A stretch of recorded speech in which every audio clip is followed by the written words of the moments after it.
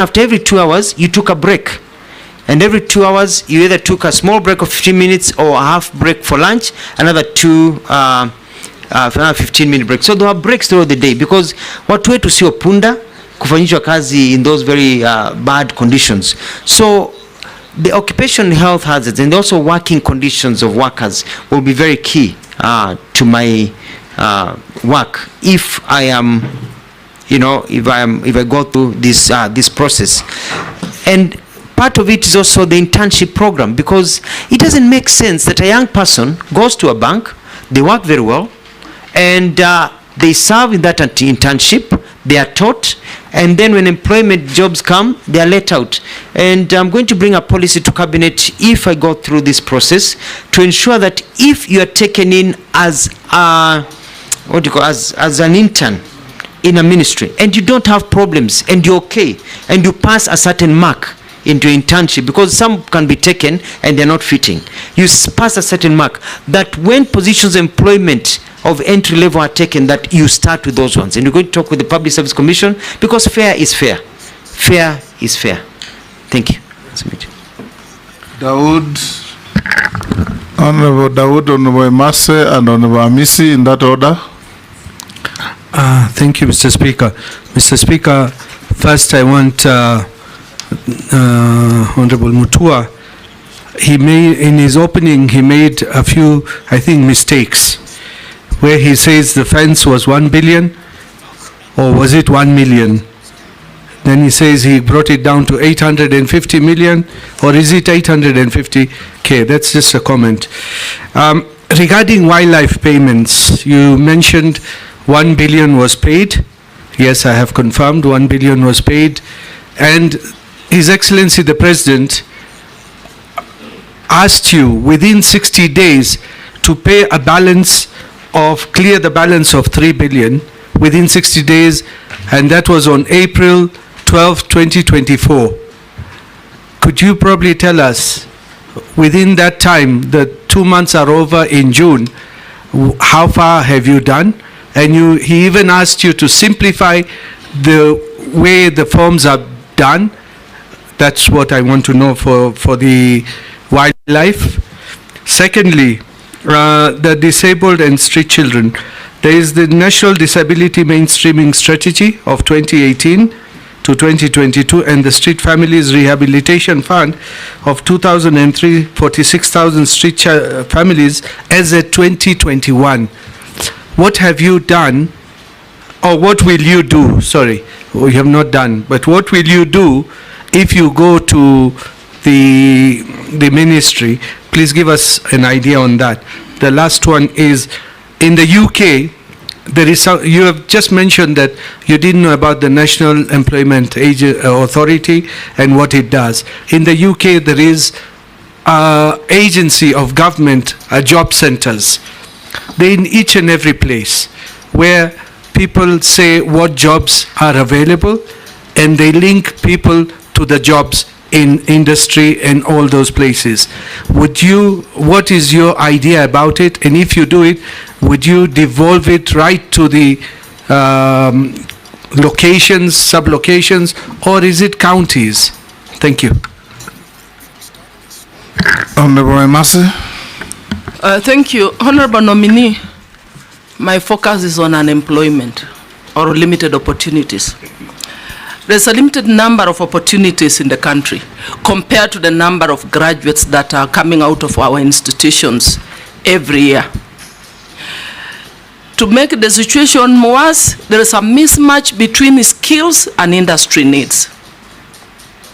Sadly, there is an unfair recruitment process. And the question I'm asking myself, some of those graduates, they're actually educating themselves, doing manual jobs, casual jobs.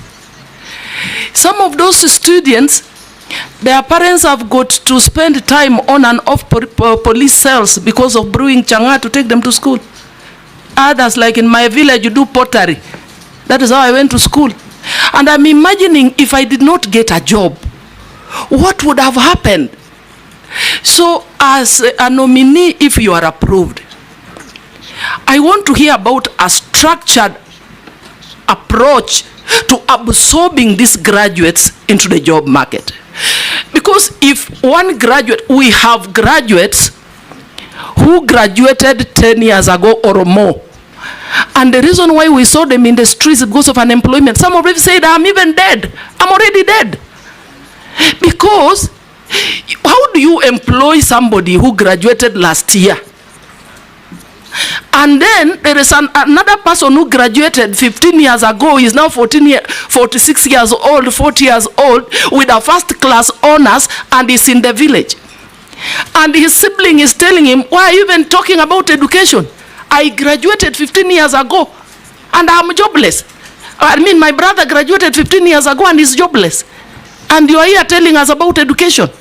So we really need, my friend, you need, this I think requires a multi-sectoral approach. Sit with your counterpart in public service. Sit with your counterpart in education. Probably borrow a leaf from TSC, where they say, first come, first serve. Why should this other guy, the parent has struggled as a degree, retire before getting a job? And somebody who graduated last year, because of the networks, the connections, gets a job before the other. And that takes me to the question of corruption. You must tell us how you're going to deal with the aspect of corruption so that there is equity in distribution of jobs, so that there is fairness in the manner we actually procure, and so that there is no nepotism. That now, because it is Mutua in this Ministry of Labor, it is only people from your region who will have to go to take these jobs in the US or in Germany. I think that is my concern. Once we address that as a country, then I can assure you we will not have young people in the streets. Thank you. Caleb. Thank you, Mr. Speaker. Mr. Speaker, I have 3 questions, but I'll ask one. If I get an opportunity later, I'll ask the other 2. I'll allow you to. Okay. Now, Mr. Speaker, I think I have vetted the nominee before, and of course, as a member of the Committee of Defense and Foreign Relations, we have interacted a lot. And I'm not going to vet you based on what you're going to do. I'm now going to look at your history. You've said that you've worked in government for 20 years.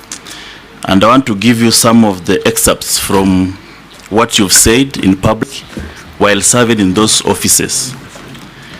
When you were the spokesperson of Kibaki regime, their press conference and pronouncement you made on Oscar Foundation, 2 hours later the officials were killed, assassinated. It gave the regime a bad name. Whether it was true or not, the pronouncement gave the regime a bad name.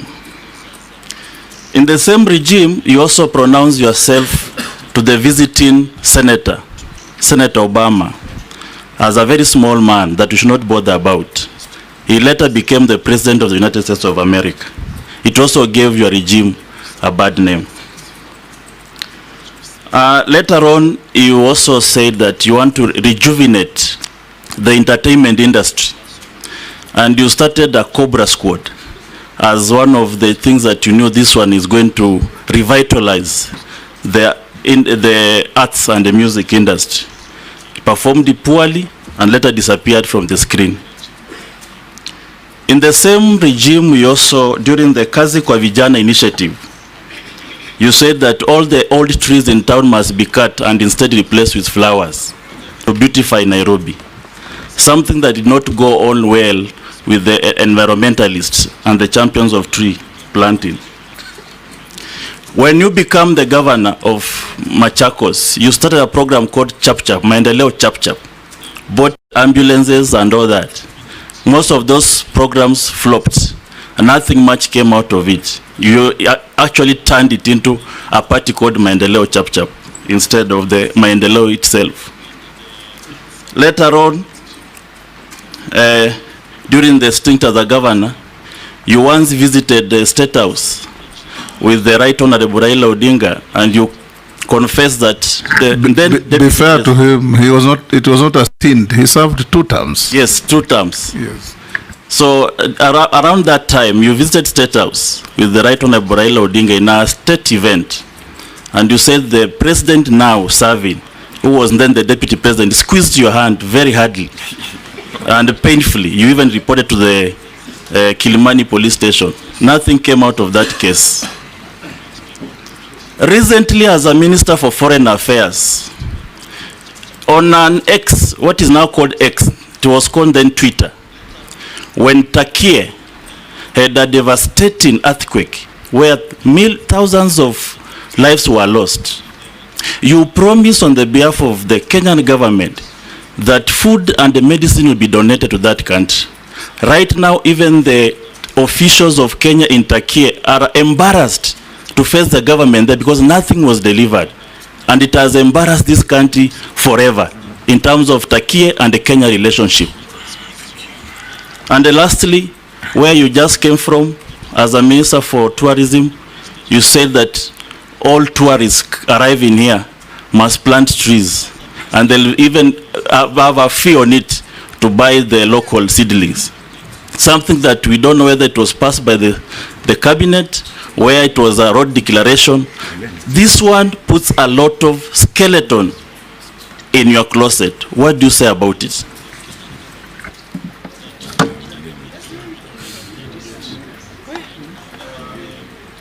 Mishi? Yeah, thank you, Honorable Mishi, Chairman. let you hold. I think that's quite a mouthful. Let's have those two. We have had, oh, it's three, yes. Dawood, Mary, and Mrs. Churchit. Thank you, Mr. Speaker. So let me start with Honorable Dawood. Just to clarify on the figures, is that there were Ministry of Tourism and Wildlife, especially the Department of Wildlife, through KWS, were advertising for tenders that are being given at an approximately 3 million shillings a kilometer, which means when you have 300 million as an allocation, you only have 100 kilometers. And by bringing it down to 850, instead of 100 kilometers, we're able to get 352 kilometers of fencing. And that saves money for 90. About the jobs, and I'm glad because you were there during that meeting when the president talked about compensation to people. We started the process, and one of the challenges that we face in this country is bureaucracy. The president gives directives, and then they are caught in the annals of bureaucracy, treasury, through the systems going on. The process had started, and I hope it will continue. We did not meet the target because of the normal bureaucracies of getting money from here to go here, even though the money is there, but it is something that will be carried out. It's I like the fact that you discussed the various disability and the challenges that are there, and especially in ensuring that people are given the rights they deserve. Mr. Speaker, we give you an example. I'll never forget this. During the campaign period, I accompanied His Excellency the President, then he was the Deputy President and a candidate, on an economic forum that was held at Racecourse with members of people living with disabilities. And one lady spoke about the challenges she faces as an employee because her child has autism, and the problem she faces because she can't even take time off for some of the things that need to be done to take care of that child, and the lack of support systems, and the challenges that our people living with disabilities go through. And it was quite sad because I remember when the president stood to speak, he for about 2 minutes could not speak. His voice was choking, and he promised that people will not in this country go through the challenges they go through just because your child is disabled or you're facing a form of disability. And my mandate, if approved and appointed and sworn in, is to ensure that that promise that the president gave, that I vividly remember, is enacted. And I think we will have done our job making sure that people live well. When I was the government of Machakos, I was, I think, the only governor who enacted the Disability Act by declaring that no building constructed in Machakos or operating in Machakos could operate without, places where would be comfortable for the disabled, for example, with ramps and others. And we shut down buildings. We shut down supermarkets until they build those ramps. I want to even take it further. I'll even have my own rules, like the Michuki rules, showing people occupational health hazards, disability, things that needs to be done.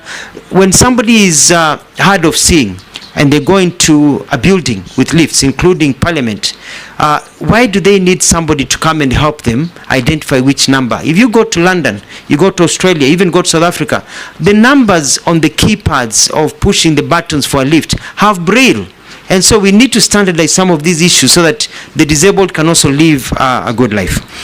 I want to reply to Madam Emasi, and I totally agree with her. You know, he has not answered one question, and you know, he talked about the wildlife compensation bureaucracy. I want to put it to him, he is part of that bureaucracy, which he has not told us how much did he manage within the 60 days His Excellency gave him. He has not talked about the job centers as well. I mean, how many did you pay in the time you are in tourism? In tourism, we processed and we have paid close to 1 billion shillings. The pending human wildlife compensation that is there from from the 2015-2020, we are looking at about 7 billion shillings that need to be paid. And you know, you pay according to the exchequer that you receive and the clearances that are given through the exchequer. Paid $1 million? We paid 1 billion. 1 billion? 1 billion shillings, and the paying is still ongoing and the process are going. And I've been able to streamline, and what we've done is that we've put together a scheme service, and we got a scheme administrator, so it's not just the government officials sitting down with paperwork, who now when there is a human wildlife conflict, we've even bought motorcycles for people to be able to visit the homes, take the documents digitally, and those are captured digitally, so that there is no paperwork that has to go to the chief and all the process that takes 6 months, so that the payment schedule is there waiting for the payment, and that's where we are. About the job linkages, is that as I answered earlier on, Mheshimiwa Ishungwa, is to connect the people through proper communication and teaching people on how to do it. But also, let me take this opportunity to talk about that we are not just about sending jobs of people to go overseas. We want to bring jobs here. And outsourcing of jobs is an opportunity. Today, in the world, when you talk about labor migration, Philippines is leading. But from my research, Philippines is no longer sending people overseas, but more people are getting jobs in Philippines, within Philippines grounds, by BPOs, you know. And we are going to, and I'm going to push, if I'm confirmed, to get more companies to bring their outsourcing to Kenya for accounting services, for telemedicine services, for telephony services, so that people can work from here for overseas firms, but in Kenya. And that can just be as many people as the ones that we are sending people overseas to work. So it's an area that I'm quite committed. Mheshimiwa Emasi had a very good point, and that is clearly that when Kenya Kwanza was campaigning, remember the slogan by yours truly, Mheshimiwa Speaker, that mtoto wa maskini na tajiri watakaa kwa meza moja. It is not just about who knows who in our country. And that is the system that we want to put into place. And the high unemployment that we have here is also based on skill development, because you need at times to retrain yourself to the market. You've studied to be an engineer, and there's a finite number of employment opportunities for engineering. And if they're not there, they're not there. And so at times we need to show people how they can restudy and get new skills to add on to the skills that they have, and also how to be able to diversify. And so the area of skill development is very key. For example, the issue of languages. Opportunities arise with languages, and one of the things that I'm going to push is for our TVETs and our skill development, so that as you learn to be an electrician, you're also learning a foreign language, German, you know, you're learning Spanish, you're learning Italian, so that by the time you're done and there's an opportunity in those foreign countries, you go and plug and play. At least you've got basic understanding of those languages. But also, we need to train people for ways they can get jobs. For example, Canada, when we had a discussion, had specifically say that for them, for plumbers or electricians, there are basic minimums that people need to have, certain ways of doing things, so that we have our curriculum based on the market. When I was served as the Minister of Tourism and Wildlife, I started changing the way utalii works. Because utalii has been churning people out with the same skills that they had from the 1970s and 80s. Vile unapanga kitambaa, vijiko, the way you cook is the 70s and 80s. The world has changed. So that now the market tells you these are the new international standards. So that when people leave utalii college, for example, or leave any TVET, they don't have to be retrained to work anywhere, so that it's plug and play. So that is very important. Now let me come to the issue of corruption. And I have always been known to be very fair in terms of work and labor. And I'm going to ensure, like what our president has told us, that you did not nominate me to be a cabinet secretary if approved of Ukambani or Machakos, where I come from, but a cabinet secretary of the entire country. Because nobody sends a postcard to be born from Luya land, or from Kisii land, or from Turkana, or from Kiambu, or from Coast. Nobody sends a postcard to God. It's where you're born. And you have a right to receive government services properly without fear and favor. And it's the same way in terms of opportunities for jobs across the entire. So I'm going to work with my colleagues, and our president has been at the forefront of this, and if I'm getting an opportunity to join his cabinet, we're going to push this to ensure that there's equity in terms of people getting opportunities, especially also people suffering with disabilities, and also our young men and women who can work. Honorable Caleb, Mheshimiwa Speaker, has made quite a few allegations, and I'm going to answer them one by one. And it's unfortunate that most of them are basic propaganda, but I'm going to prove so. Number one, the Oscar Foundation issue that happened was quite unfortunate. Yes, Mr. Speaker. But it doesn't come at the end. As a Kenyan who has sent a message that you took the former president of Machakos to launch a modern Dubai-like city. He's asking me to ask you, where is it?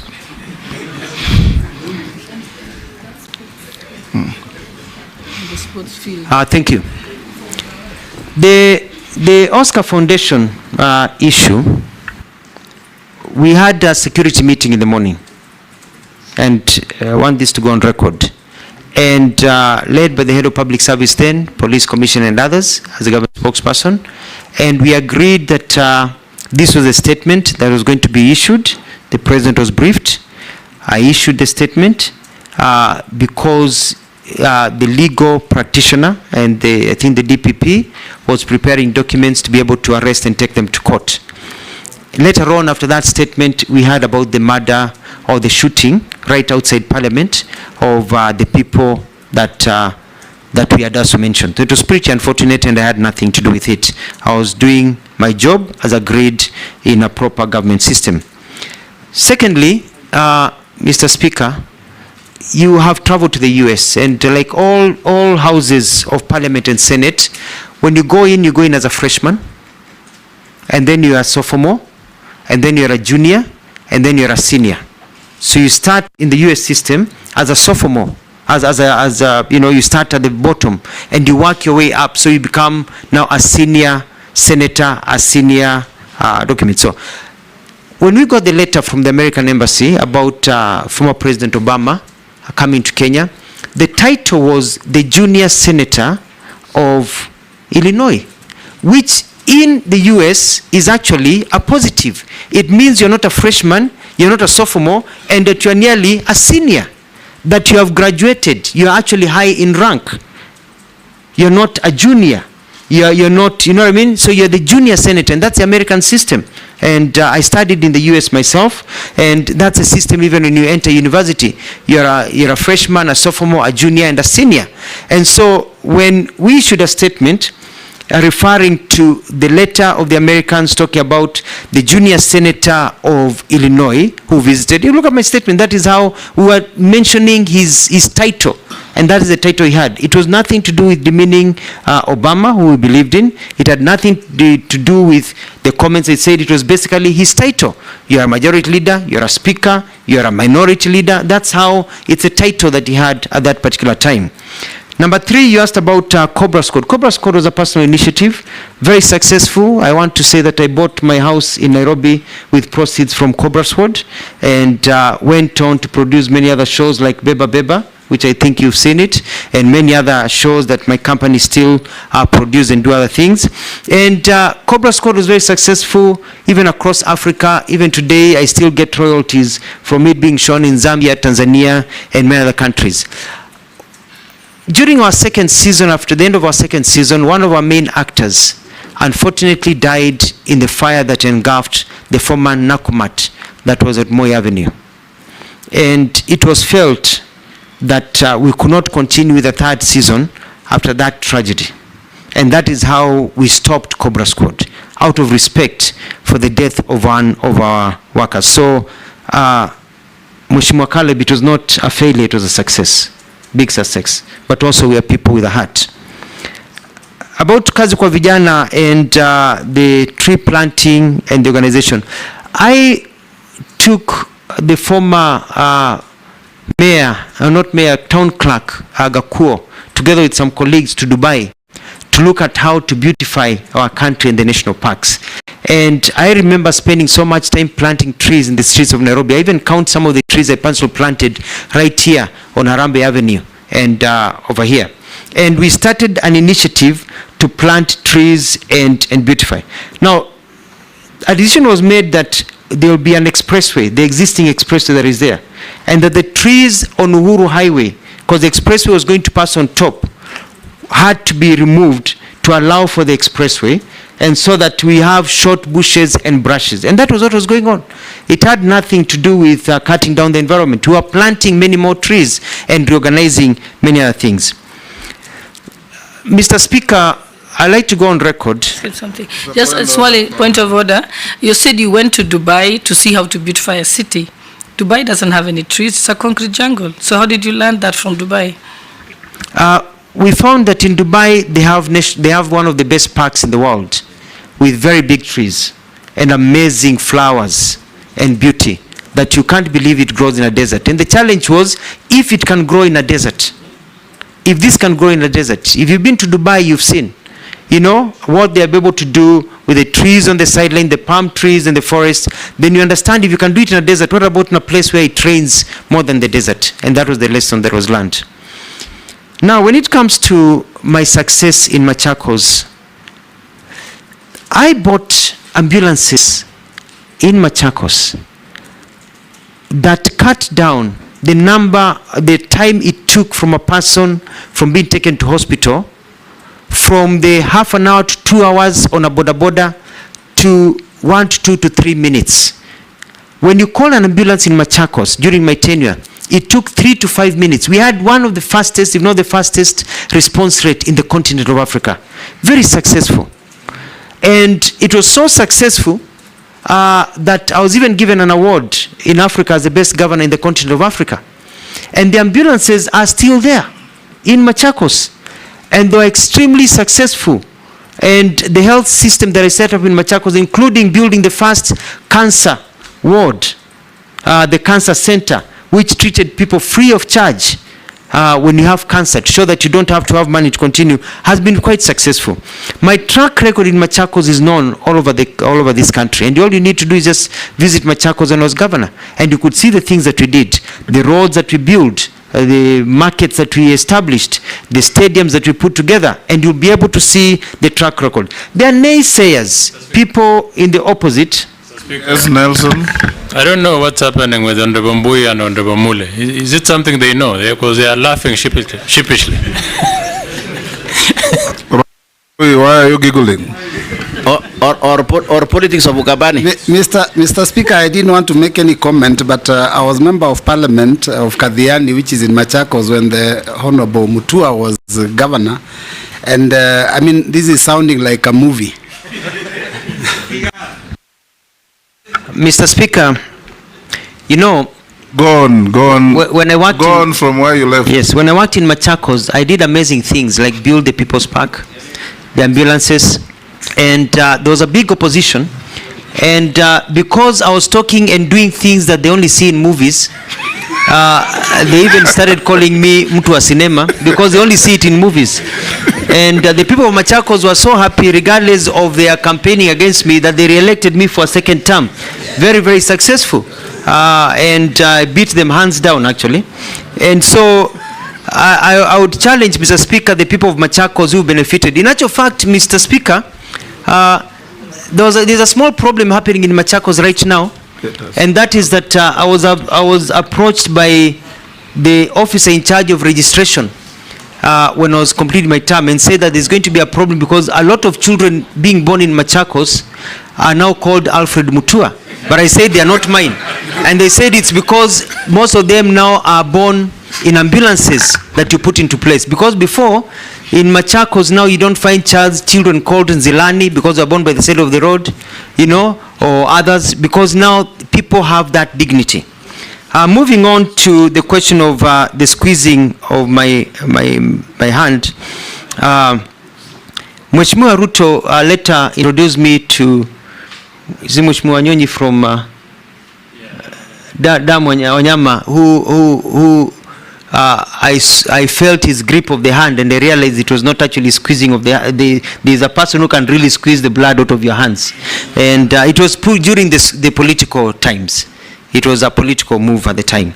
Now about Turkey, I'm surprised by the comments made by... It is not called Turkey, it's Turkey. It's only written Turkey, but it's pronounced Turkey.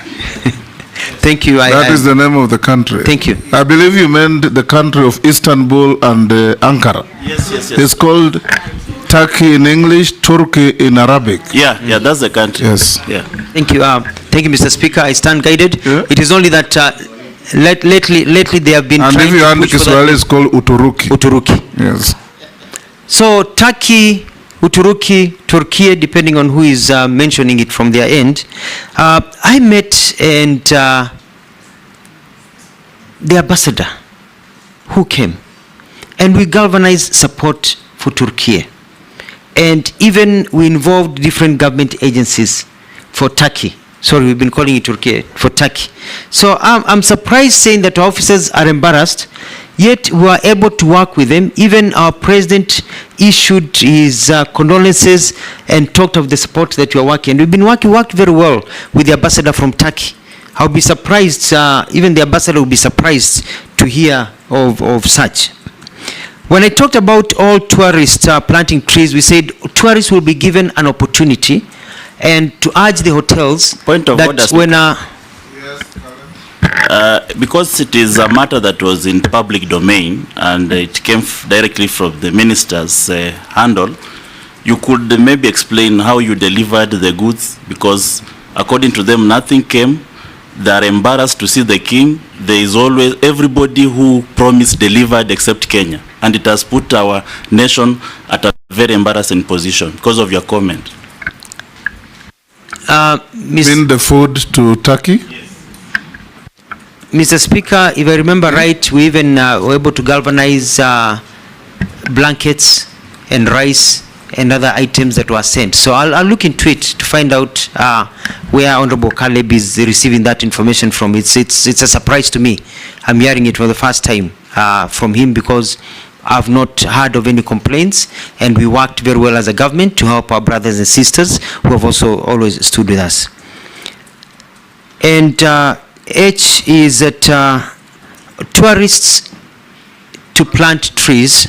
We issued and we say that we are going to encourage tourists coming to our country and hotels. And I had a meeting with the stakeholders to be given an opportunity to plant trees, and even came up with a formula which they have actually been using, where you are asked when you come in, do you want to add 20 shillings to your bill, so that that 20 or 50 shillings is for a tree where you can plant and they can show you to plant, and that is something that now is starting to take traction as it continues. So it was not physical planting of trees, it was fundraising for tree planting. Fundraising for tree planting, and for the ones who want to plant trees, we had even designated an area at Nairobi National Park where people could go and plant trees, because some of them are so keen on the environment to go and plant. And the idea was to showcase where Kenya is in terms of environmental protection. It's an opportunity for people, and many people are very happy to be given that opportunity. And I know, honorable members, you've gone to places where after you make a payment, they ask you, do you want to add 50 shillings for this? Do you want to add 70 shillings for this? So it was that opportunity to be able to serve. Point of order. And lastly, was that money accounted for? Yeah, that's what I wanted to ask, Speaker. When you said fundraise, was it an approved cabinet decision? And if it was, how much has been raised up to now? Sorry, Mr. Speaker, not fundraise, but be able to give people an opportunity. For example, if you come to a hotel and the hotel tells you, we have seedlings for you to be able to plant a tree.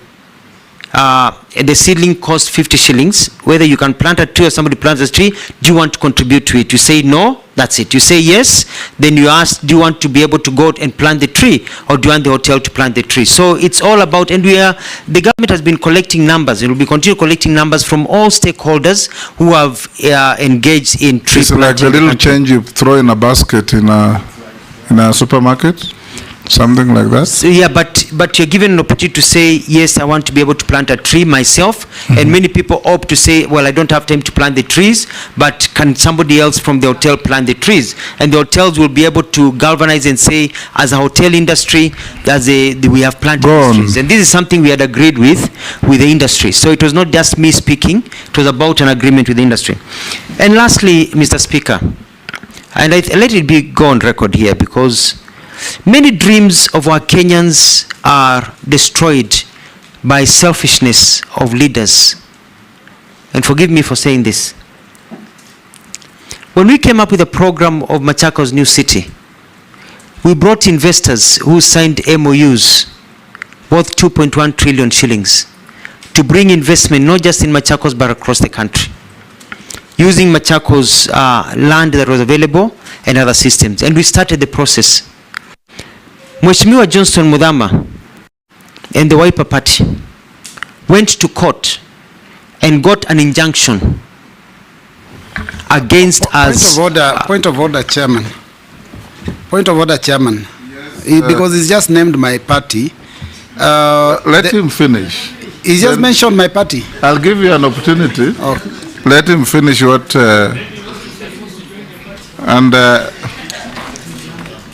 And I want, go on, Nominee. They went to court and put an injunction, and an injunction was issued by court that we cannot proceed with that program until the court rules otherwise. The court took 5 years. Justice delayed is justice denied. Despite that, we were able to continue, and when the court ruled, and remember it was Justice Odinga, because I have the court case, when he threw out that suit and said actually